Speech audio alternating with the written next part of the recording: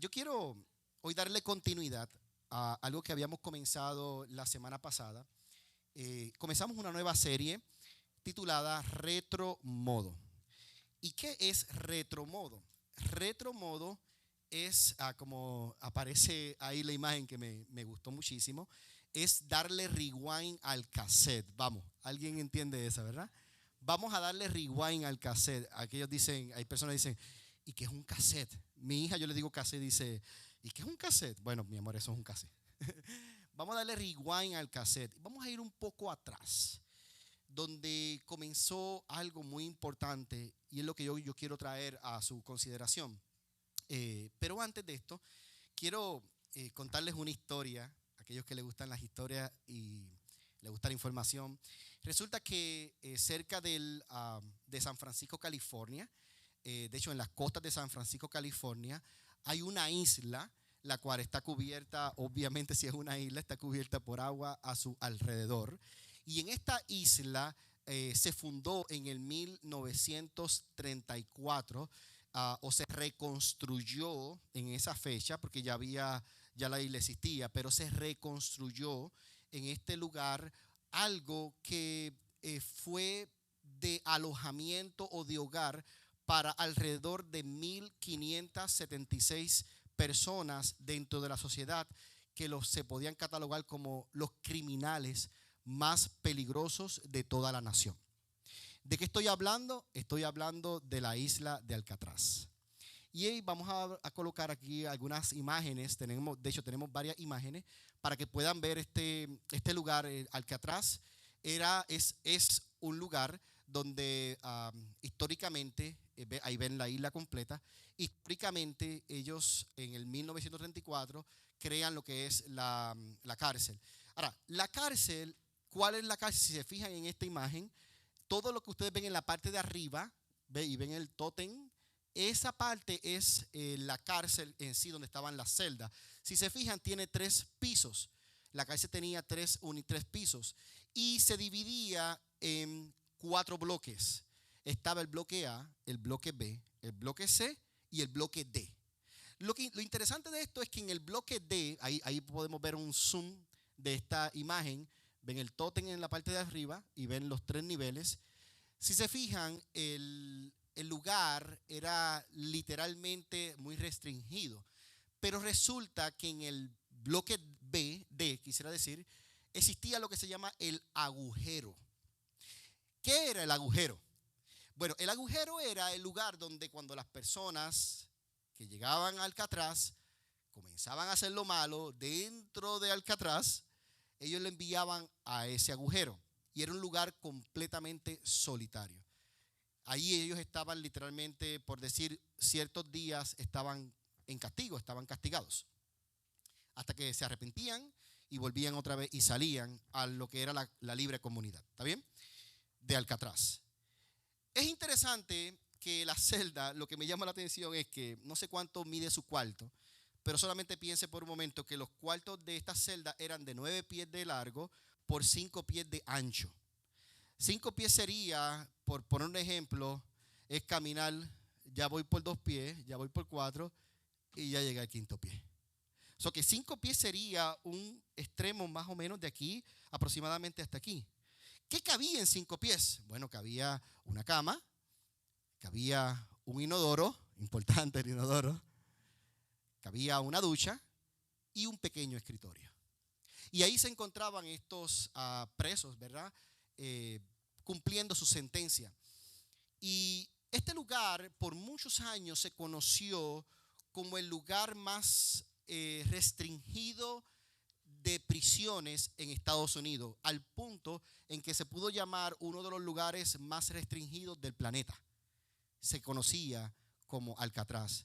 Dentro de los prisioneros que estuvieron en Alcatraz, ¿alguien conoció a Al Capone?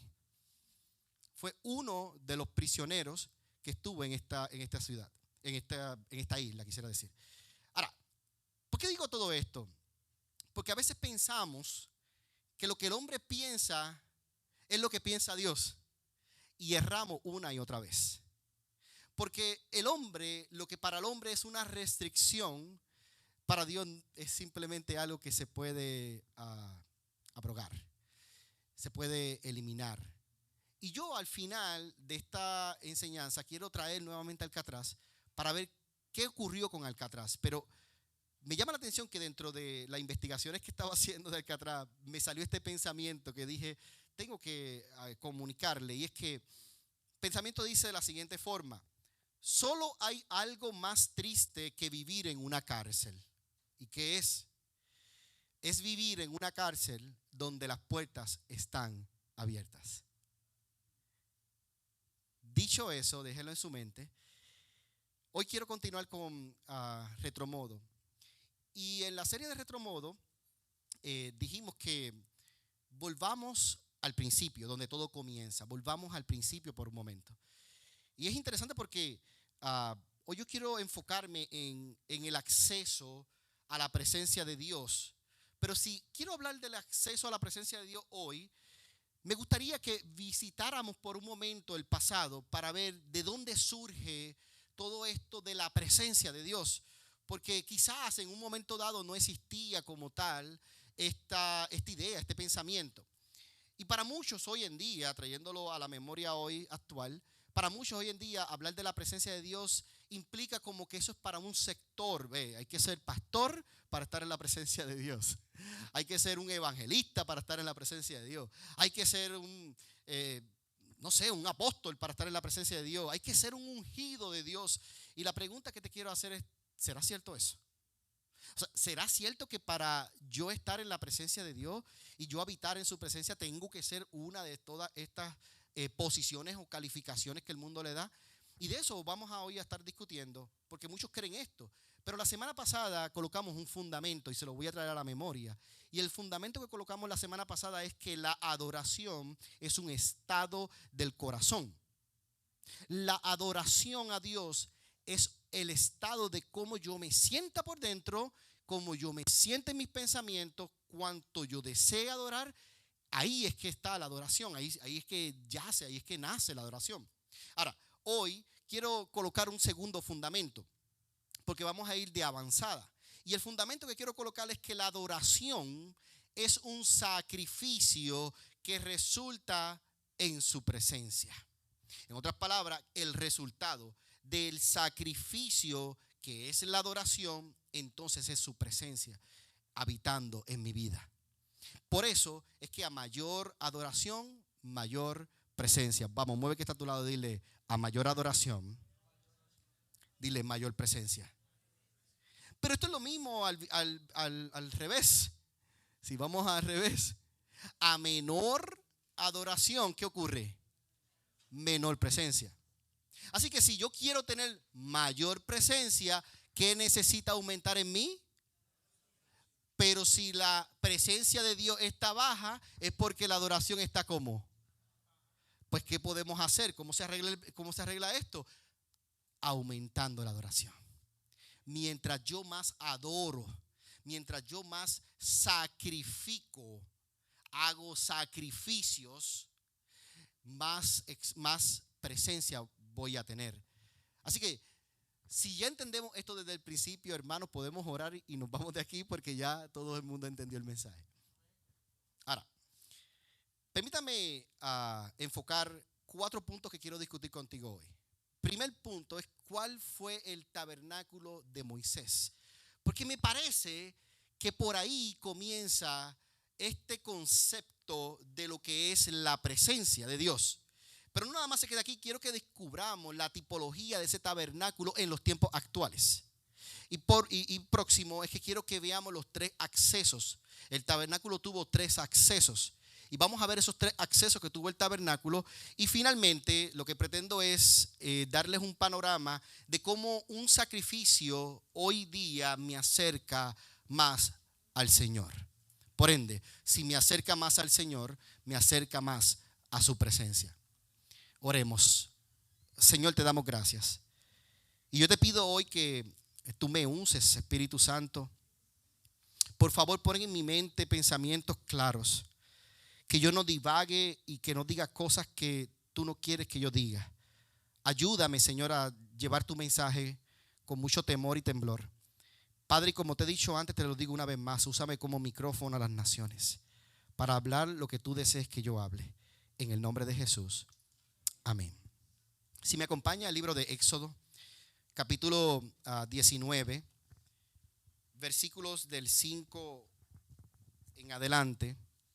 Cuando lo tengan, grítenme un fuerte amén, como si hubiese desayunado un buffet hoy en la mañana. Éxodo 19, versículos del 5 al 6. Tengo dos traducciones. Creo que las dos traducciones dicen casi lo mismo. Pero voy a leer desde la Reina Valera, del 60. Creo que es la traducción que todos mejor le entendemos. Dice: ahora pues, si diereis oído a mi voz y guardareis mi pacto, vosotros seréis ¿qué? Mi especial tesoro. ¿Sobre quiénes? Sobre todos los pueblos, porque mía es toda la tierra. Versículo 6 dice: y vosotros me seréis reino de sacerdotes y gente santa. Estas son las palabras que dirás a los hijos de Israel. Amén. Miren, hermano, este texto bíblico es sumamente importante entenderlo, porque este texto bíblico está hablando de la identidad de la nación de Israel. Es la identidad de la nación de Dios aquí en la tierra. Y yo quiero hacer un paréntesis, porque a veces pensamos que Israel es el pueblo solo de Dios. ¿Y qué pasa con nosotros los gentiles? Porque ninguno de nosotros somos judíos. Ninguno de nosotros somos judaicos. Antes del exilio eran judaicos, luego del exilio eran judíos, pero el problema que hoy veo es que usted y yo no somos ni judaicos, tampoco somos judíos, no hablamos hebreo, no hablamos arameo después del exilio, hablamos español. Entonces, ¿esto nos compete a nosotros o esto les compete a un pueblo llamado Israel? Permíteme decirte que Israel es el tipo de nación que Dios estaba levantando para demostrarle a las demás naciones cómo les iban a servir a las demás naciones, porque el plan y el propósito de Dios no era con Israel solamente, era con el mundo entero, era con toda la tierra.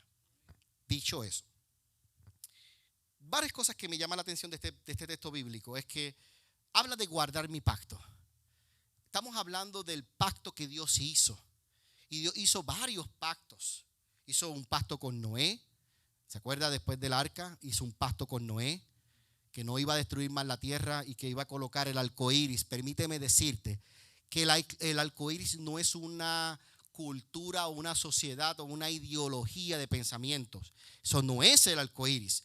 El arco iris es el pacto que Dios hizo con Noé, que dijo: no destruiré más la tierra, no la destruiré más. Entonces, Dios continúa pactando con hombres como Abraham, el pacto abrahámico. Dios continúa pactando con David.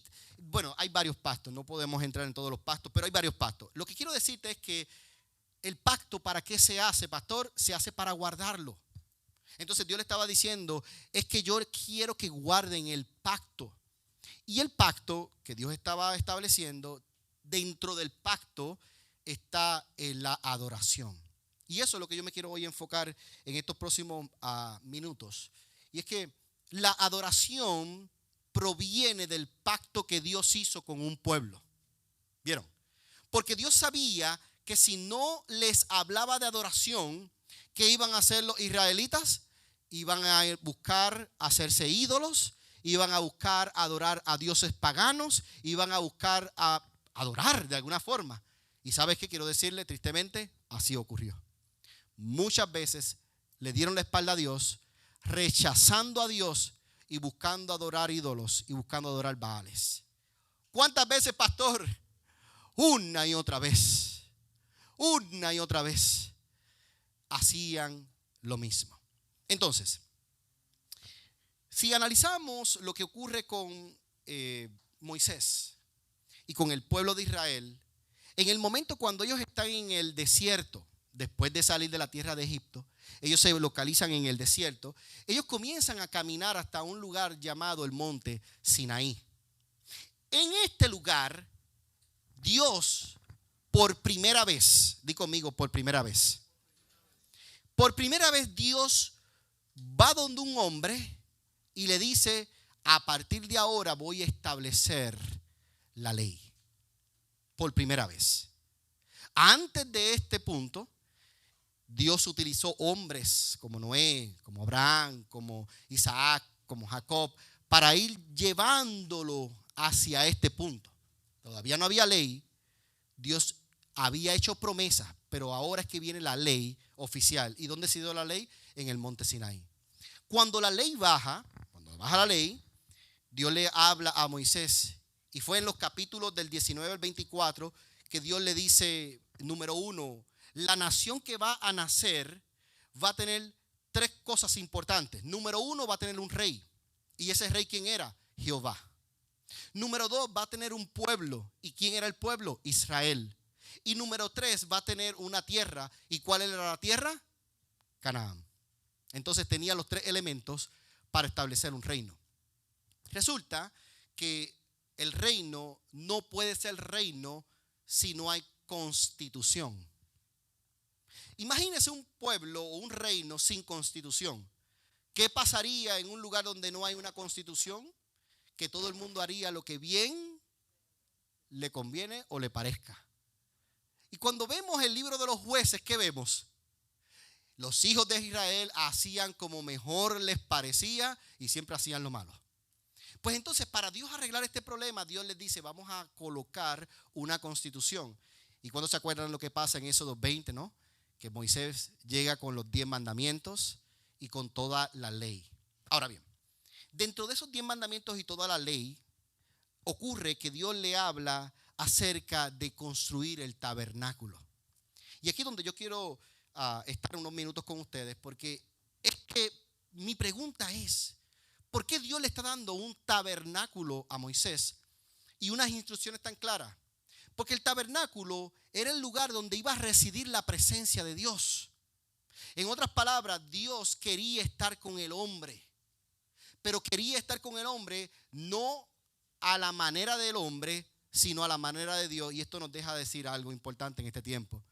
En este tiempo nos deja decir que muchas personas quieren que la presencia de Dios esté en su vida a su manera. Pero no funciona así. Es a la manera de Dios. No es a la manera mía. Cuando analizamos el tabernáculo, vemos que el tabernáculo tenía ciertas implicaciones. Si vemos al frente es la entrada donde se conoce como el atrio. Esto que está aquí son los atrios. Luego entraba al tabernáculo donde se encuentra el lugar santo como primer cuarto. El lugar santo, tienes que atravesar el primer velo. Ahí se encuentra el lugar santo. Y luego tienes que atravesar el segundo velo. Algunos elementos hay dentro del lugar santo. Y luego atraviesas el segundo velo y llegabas al lugar santísimo. Ahora bien, no quiero confundir si todavía nunca había visto algo como esto. Lo que quiero es aclarar que Dios le dio al pueblo de Israel un momento dado este tabernáculo. Ahora, vamos a analizar cada punto. Primero, el tabernáculo, en la primera área estaba el atrio. Ese lugar era para el pueblo. Así que todo el pueblo podía llegar ¿hasta dónde? Hasta el atrio. Hasta ahí llegaba el pueblo. El lugar santo, que era el primer cuarto, cuando pasamos el primer velo, el primer cuarto, ahí llegaban solamente los sacerdotes.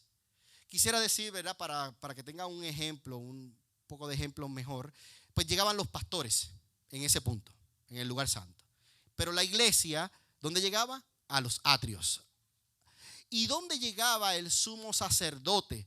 En este caso sería, ¿verdad? La persona con el mayor rango, pues llegaría al lugar santísimo y llegaría solamente una vez por año. Y lo que haría en ese lugar sería, él sería literalmente el sacrificio. Y ojo acá porque déjeme explicarle cómo ocurría. Él se hacía literalmente el sacrificio por todo el pueblo. Porque él entraba a pagar el precio por el pueblo de los pecados. Pero ojo acá, el sumo sacerdote debía estar limpio. De hecho, dentro de las vestiduras del sumo sacerdote tenía una cuerda. ¿Y sabes para qué era la cuerda? Por si el sumo sacerdote hacía algo incorrecto y se le olvidó pedir perdón por lo incorrecto, los sacerdotes jalaban la cuerda para sacar su cuerpo. Murió. A ese nivel de presencia era lo que se experimentaba en ese lugar.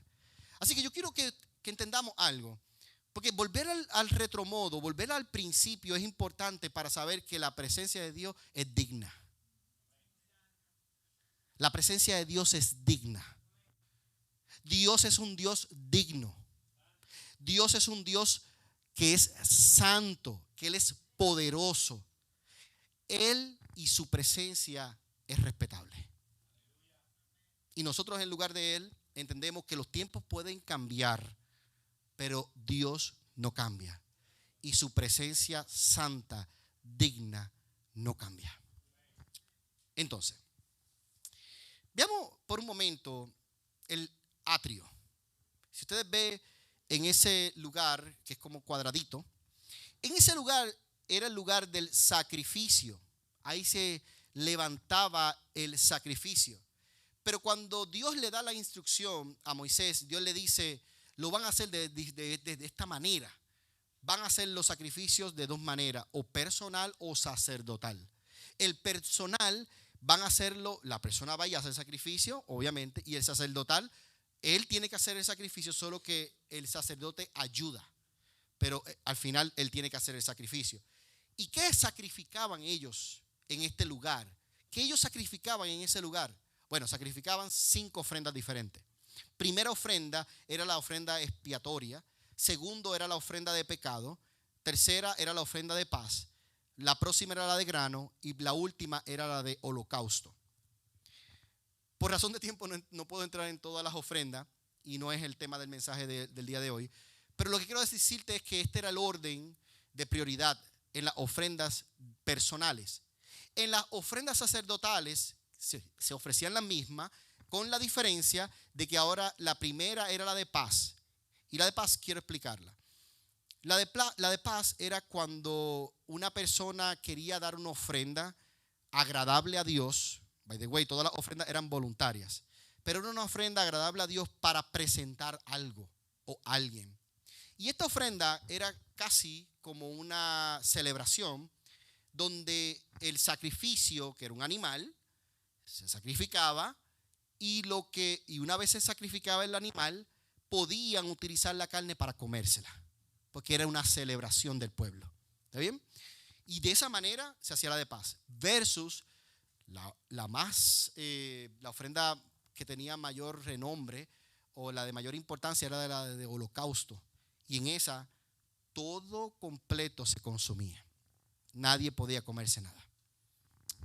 De hecho, la primera fiesta que Dios instituye, la Pascua, se supone que se consumaba todo. ¿Por qué? Porque después de comer no puede el otro día existir nada. Tiene que consumirse todo. Y Jesús vino a ser nuestra Pascua. Jesús consumió su cuerpo en la cruz del Calvario por completo. Él es nuestra Pascua. Dicen amén por ello. Entonces, ¿qué es el altar? Pues el altar, en este punto, gracias por esa imagen, el altar es el lugar donde ahora yo voy a sacrificar. Y me llama la atención que en esta imagen muestra unas piedras. Esas piedras, la instrucción de Dios era no las toquen, no le hagan nada a la piedra. Úsenla de forma natural, porque Dios quería todo natural. Y esto tiene una implicación en nuestros tiempos del día de hoy. Y es que cuando el hombre utiliza la piedra para hacer un altar, pero empieza a esculpirla, se está haciendo él un ídolo. Y adora a un ídolo. Entonces Dios decía, cuando hagan un altar, dejen la piedra natural. Y encima del altar sacrifiquen. Y uno de los sacrificios más importantes que podemos ver y que muchos teólogos han entendido que pudo pasar es que Abraham fue en un altar como este que Abraham iba a sacrificar a Isaac. ¿Se acuerda? Resulta que en ese momento ese sacrificio debía haberse consumado, debía haberse hecho. ¿Pero por qué no se hizo?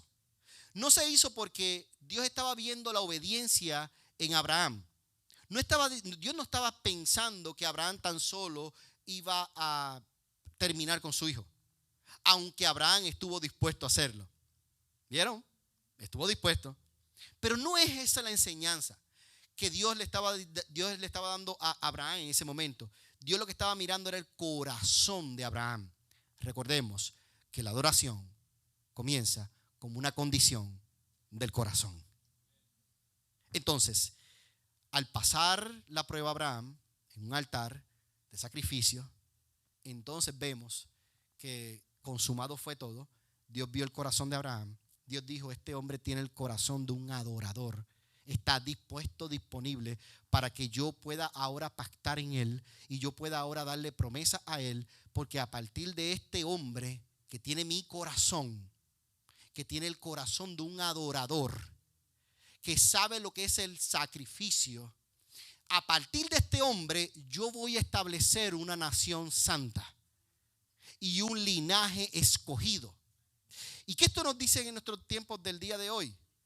Nos dice algo importante, que a partir de ti, cuando sacrificas, Dios viendo el corazón tuyo en tu sacrificio, Dios dice, a partir de este hombre y de esta mujer, yo voy a establecer una bendición en esta casa, y esta bendición va a llegar de generación en generación, porque aunque la maldición dice la palabra que puede tocar hasta la cuarta generación, la bendición llega hasta las 1000 generaciones. Significa que como Abraham pactó con Dios y Dios le dijo que iba a ser bendecido sus generaciones, también la tuya va a ser bendecida. ¿Cuántos dicen amén por eso?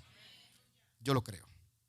Entonces, dicho esto, nos movemos a los próximos capítulos, porque del capítulo 32 al 34 pasa algo interesante en Éxodo. Y es que el pueblo comienza a adorar ídolos. Al adorar ídolos, Dios se molesta con el pueblo. Y Dios quiso exterminar el pueblo. Pero dice la palabra que Moisés dijo, úsame como sacrificio. Dios le dijo, úsame como sacrificio, pero no mates al pueblo, porque después van a decir, los sacaste de Israel y en el desierto murieron. Úsame como sacrificio. ¿Y sabes qué? Le costó 3000 vidas el adorar ídolos. 3000 vidas les costó. Pero también se pudo identificar una tribu que se iba a llamar luego los levitas. Eran los verdaderos adoradores. ¿Qué nos dice eso en este tiempo? Que los que están en el altar aquí, encendiendo el altar, los levitas, deben estar consagrados con Dios en todo tiempo. Deben buscar la presencia de Dios en todo. No que el pueblo no la puede buscar, pero los levitas deben buscar la presencia de Dios en todo tiempo. Y no permitir que el enemigo de las almas trate de desviar el enfoque de lo que Dios ya dijo en ustedes. Son verdaderos adoradores. Y iban a adorar a Dios. Iban a levantar ese humo de la presencia de Dios ante el pueblo. Entonces, capítulos adelante, 35 al 39, habla de que se construye el templo, se construye el tabernáculo, que es el santuario, con todos los detalles que Dios les dio. Y esto me llama la atención, porque ¿qué nos dice esto en este tiempo? Es que uno de la misión del lugar de él es transformando vidas. Y yo meditaba mientras preparaba este mensaje, yo meditaba en la transformación, porque acabamos de pasar entrevistas y acabamos de ver que Dios ha ido transformando vidas, y pudiéramos continuar entrevistando más personas y Dios sigue transformando vidas. Pero ¿qué es lo que realmente transforma la vida? Es su presencia. Se lo voy a volver a decir. Es que sin la presencia de Dios no hay vidas transformadas. Porque si viniéramos solamente aquí a hablar de información, la información no transforma vidas. La información no transforma vida. Tú puedes conocer la Biblia de esquina a esquina. Puedes saber todo lo que pasó en el Antiguo y Nuevo Testamento. Puedes conocer toda la teología. Pero si la presencia de Dios no está contigo, tu vida no es transformada. Entonces, ¿qué nos transforma, pastor? Gracias por preguntar.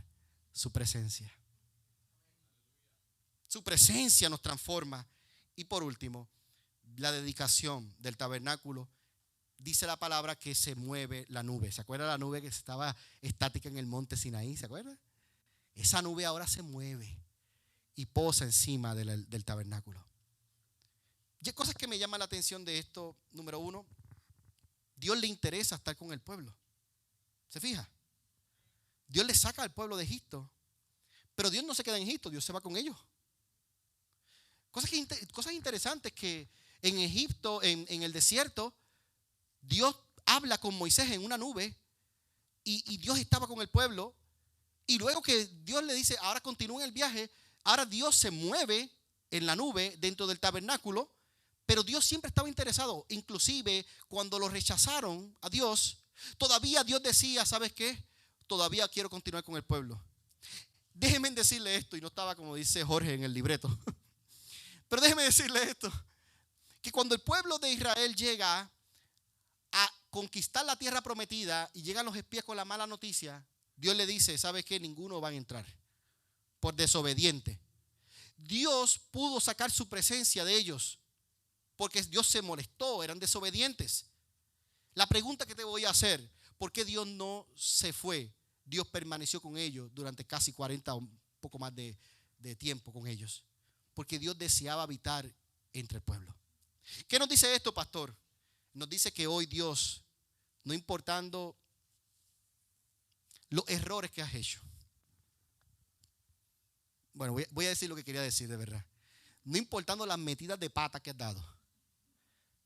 Dios dice, yo estoy contigo.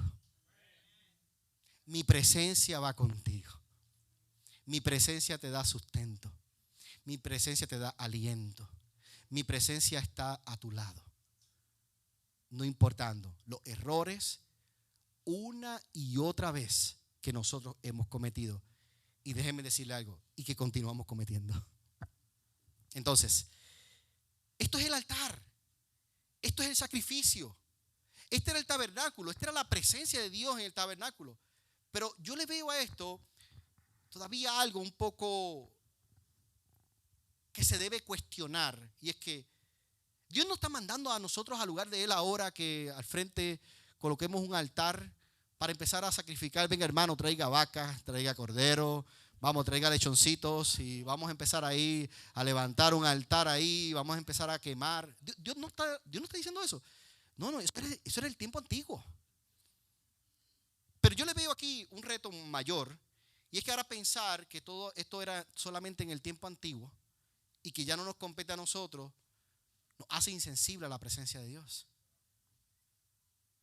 Nos hace insensible, como que no, esto no es para mí, esto era para un pueblo, no es para mí. Porque Jesús pagó el precio en la cruz del Calvario. Y me voy a adelantar un poco. Jesús fue el sumo sacerdote que al él morir en la cruz del Calvario, dice la palabra que el velo se rasgó de arriba hacia abajo por completo. Entonces Jesús ya pagó ese precio. Yo estoy claro en eso. Mi pregunta es, ¿ya no se hace sacrificio? Porque estamos viendo últimamente una iglesia que no sabe sacrificar. Estamos viendo personas que no saben sacrificar. ¿Y eso es lo que Dios quiere? Me pregunto yo, ¿será que ya Jesús pagó el sacrificio completo, que ya no dejó nada para mí? Que ya no dejó nada para que yo sacrifique. Hay una imagen que si me la pueden colocar, por favor. Esta imagen del pueblo de Israel, miren esto. Es que si me puedes ayudar, ¿dónde está Edwin? Ok. Esta imagen, honestamente, me toca. Y les voy a decir por qué me toca esta imagen. Porque si usted ve el tabernáculo en el medio, las tribus de Israel se dividían 3 al norte, 3 al sur, 3 al este y 3 al oeste. Esta era la formación. Esta era la formación del pueblo de Israel en el desierto. Dios le interesaba hacer siempre el corazón de la nación que Él estaba levantando. Y aquí yo puedo ver un Dios que ha sido rechazado una y otra vez. Yo puedo ver un Dios que su pueblo le ha dado la espalda una y otra vez. Pero también puedo ver un Dios que se permanece fiel ante su pacto con su pueblo. Y lo que dijo lo va a hacer.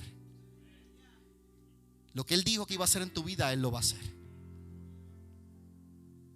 Entonces, cuando yo veo esta imagen, lo único que puedo pensar de esta imagen es: Señor, ¿tú quieres habitar dónde? Porque si Jesús ya rasgó el velo, si el acceso que antes era restringido ya no lo es, pues lo que queda entonces es un libre acceso. ¿Y un libre acceso a qué, pastor? Un libre acceso a su presencia.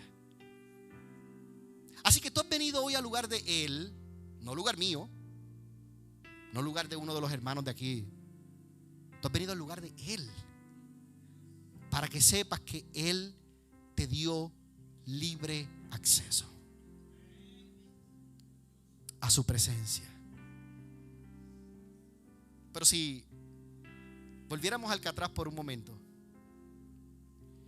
te dije que te iba a mencionar algo de Alcatraz, y lo prometido es deuda. Pues resulta que este lugar tan restringido,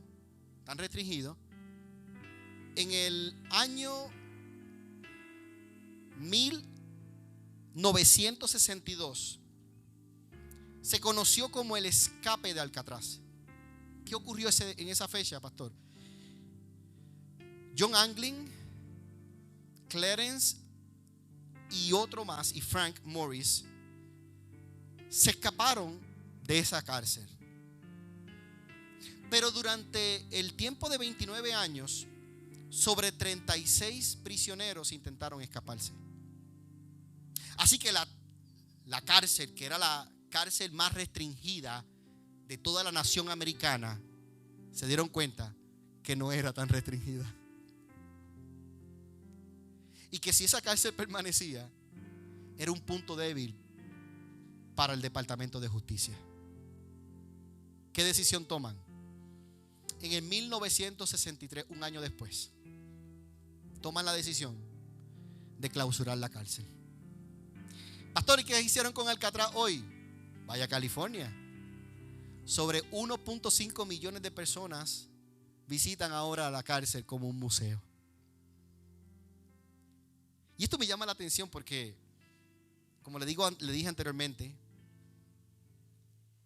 así como la cárcel más restringida de los Estados Unidos, y hasta llegó a ser en un punto una de las más restringidas del mundo, no fue tan restringida nada. ¿Dónde estaba la restricción?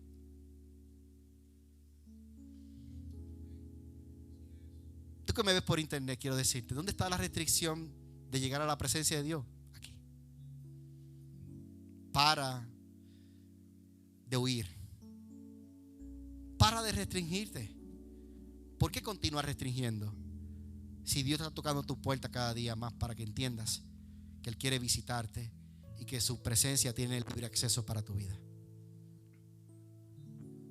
Entonces, un recuento pequeño. El tabernáculo de Moisés tiene la tipología del jardín del Edén.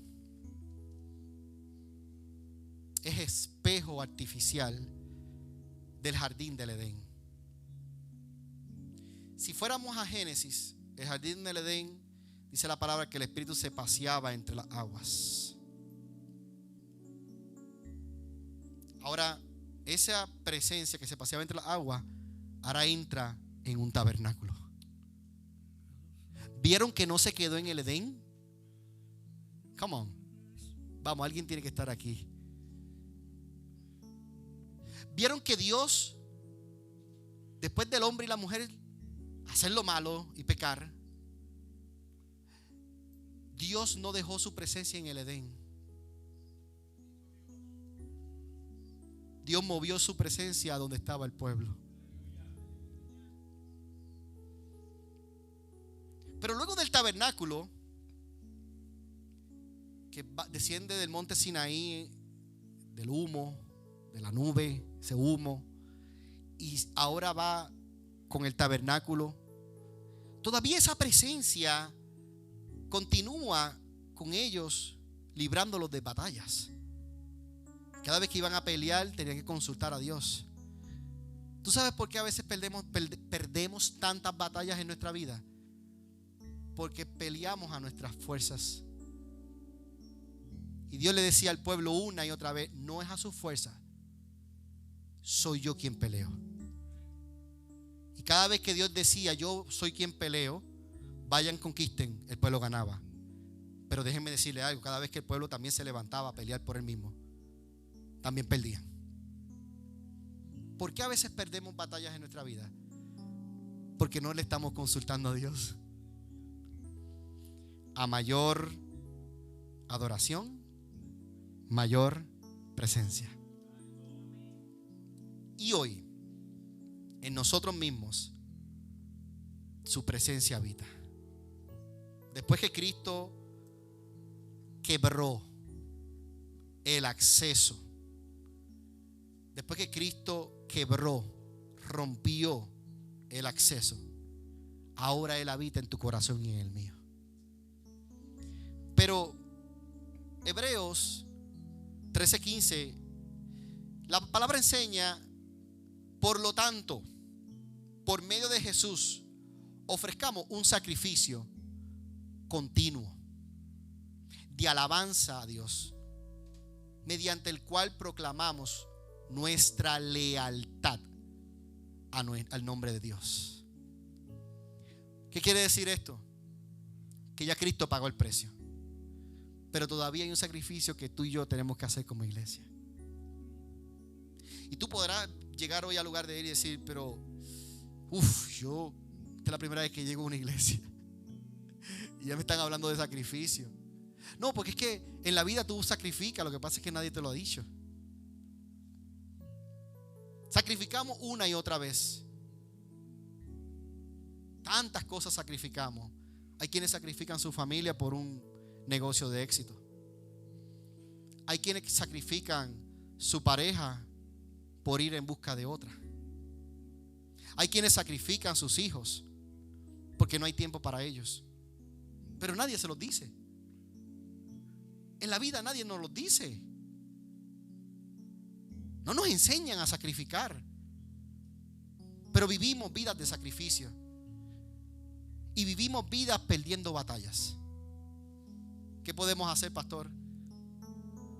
A partir de hoy, aprende a sacrificar lo que realmente vale.